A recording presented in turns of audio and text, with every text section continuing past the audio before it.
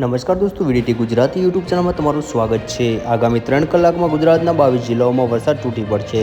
8 જિલ્લામાં orange alert જાહેર કરી દેવામાં આવ્યું છે। અત્યારે હાલના સૌથી મોટા અને મહત્વના સમાચાર તમે જોઈ રહ્યા છો વીડીટી ગુજરાતી યુટ્યુબ ચેનલની અંદર।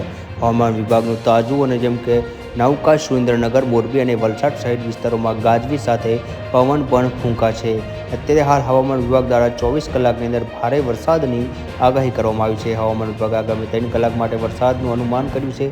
8 જિલ્લાઓમાં ઓરેન્જ એલર્ટ, 5 અને 15 mm વરસાદની સંભાવના। 22 જિલ્લાઓમાં યલો એલર્ટ, હળવા વરસાદની આગાહી, સાવચેત રાખવાની અપીલ પણ કરવામાં આવી છે।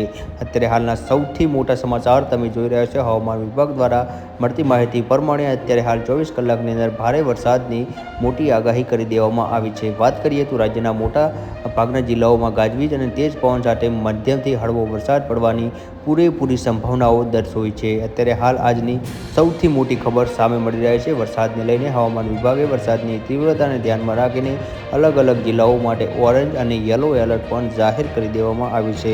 વધુ વિગત જણાવી દઉં સમાચાર તરફ તો અત્યારે હાલ હવામાન વિભાગના વાત કરીએ તો જેમ કે અલગ અલગ જિલ્લાની અંદર જેમ કે ભારેથી અતિ ભારે પણ વરસાદ પડી શકે છે। હવામાન વિભાગ જણાવ્યા અનુસાર આગામી 3 કલાકમાં ગુજરાતના 8 જિલ્લાઓમાં છૂટાછવાયા સ્થળો 5 થી 15 મીમી પ્રતિ કલાકે જેમ કે વરસાદ પડી શકે છે। ત્યારે જેમ કે પવન સાથે જેમ કે ધોધમાર વરસાદની આગાહી કરવામાં આવી છે। ગુજરાતના દરેક સમાચાર સૌથી પહેલાં અને ઝડપી તમને જોવા મળી રહ્યા છે વીડીટી